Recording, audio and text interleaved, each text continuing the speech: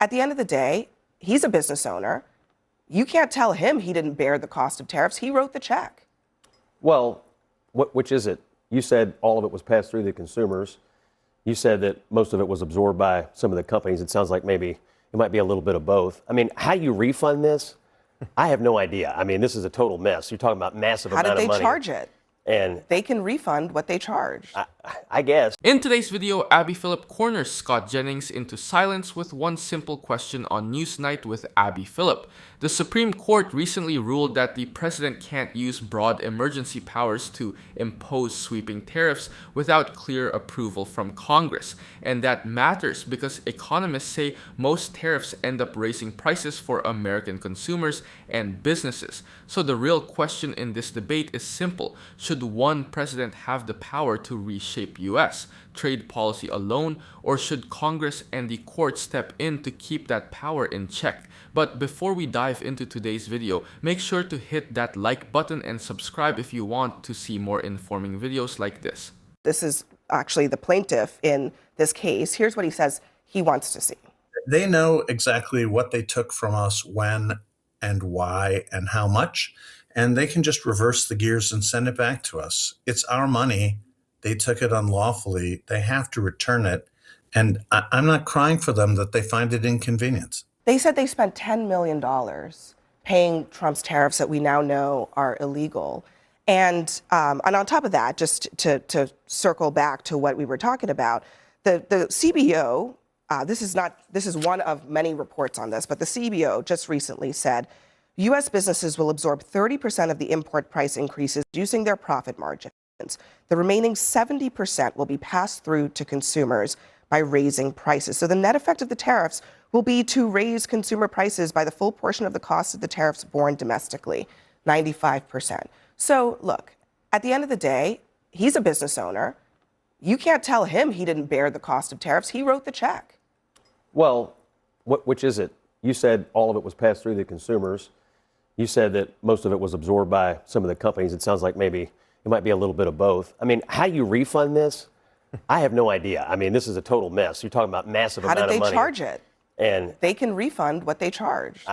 I guess, but if you want to go into the Treasury and start writing checks on this, it feels, and the court acknowledged that it feels like it's going to be a bit of a mess. I assume, Ellie, there'll be massive amount of litigation about this over the next couple of years. I will just say, politically today, it was a big breaking news day, but I just think we ought to acknowledge something. This is a properly functioning government today. The President of the United States, the head of the executive branch, made a policy decision. The Supreme Court, that renders legal opinions about these kinds of decisions, made a decision. They said you can't do that. The President of the United States said, okay, I agree, and I will acknowledge your decision. I am going to use a different statute to try to do what I want to do. This is properly functioning government. And I'll tell you one more thing. For every Democrat and every media person that has gone on for the last year or two about how the Supreme Court is a wholly owned subsidiary of Donald Trump, that it's not independent, that it does whatever he says to do, obviously that narrative was obliterated today. So to me, I thought the ruling was sound. I think the president is sound to try other statutes.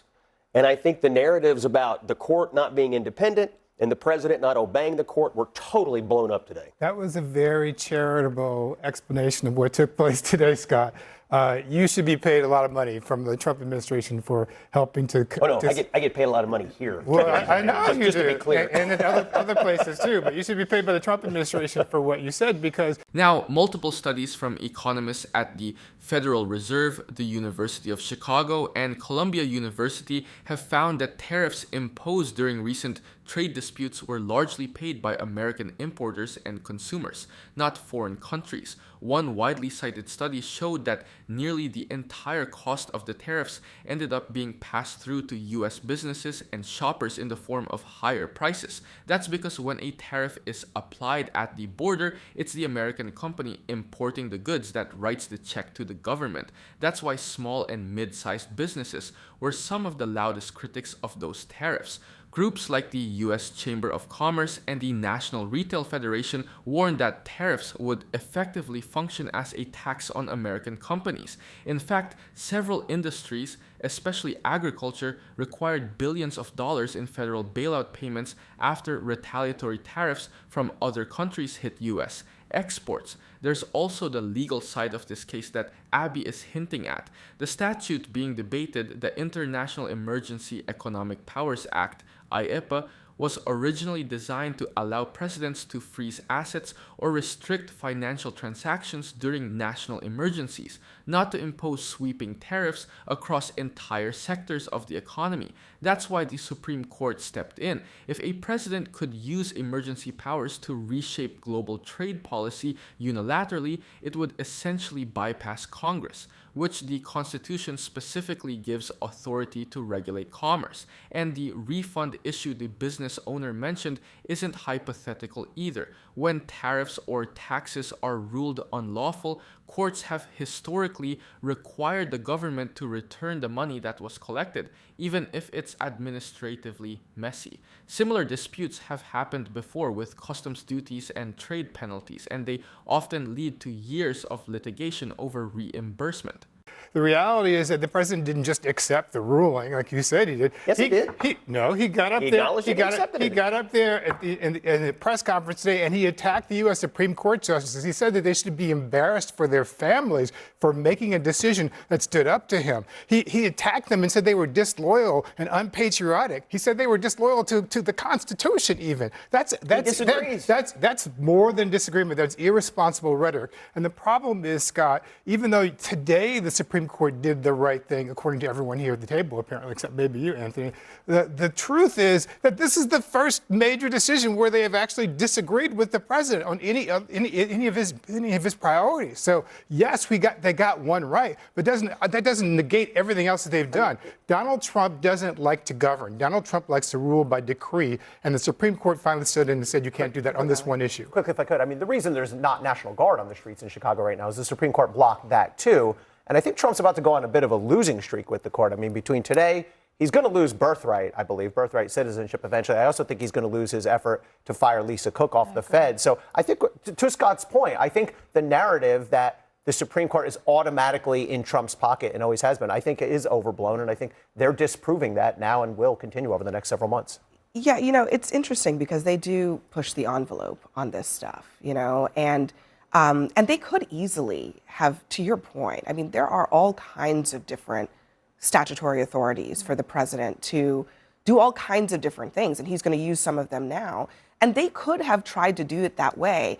I don't know. Do you have a theory? I have a theory, but I'm curious if you have a theory about why the Trump administration decided to do it this particular way. Yeah, I have a bit of a theory, which is that of all of the trade authorities that exist to support the president's agenda, this is the one that has the least set of requirements attached to it. It is the one where, with a stroke of a pen on any particular day, and in fact, we've seen it on 60 days so far in this Trump administration, you are able to change tariff rates because you see a commercial you don't like, or your adversary or ally does something that you don't agree with. And I think the challenge with all of these other approaches, some of which would actually require the president to go to Congress and try to legislate the trade agenda, as has always been done historically, don't afford you that same flexibility. And I think that flexibility might sound like it's attractive, but actually, Scott, to your point, I think today you did see government function and our institutions function the way they're supposed to. But something that you also saw was the reintroduction of incredible volatility into our trade policy. What are businesses supposed to be planning for? What is the tariff rate likely to be next week, next month, 6 months from now? How do consumers plan for that? And how do our allies think about us in negotiations when it's not at all clear what authorities or the extent to which they're legally viable pathways to effectuate some of these policies? I think the last point you made is one of the most important for how the president moves forward here, because if you talk to him about this, beyond just the economics, he believes these tariffs and the ability for him to unilaterally do it is his biggest diplomatic tool. He thinks that it's been huge in trade negotiations. He thinks it's helped him solve some of these peace agreements. He thinks it gives the American president, in any room that that person is in, this massive cudgel against other countries to extract outcomes that we want on a number of fronts. So I think the last point you made is very true. And he's wrong about that. Why is he wrong about it? Chief Justice Roberts said this. First, on the tariffs issue itself, the concern about instability is very real.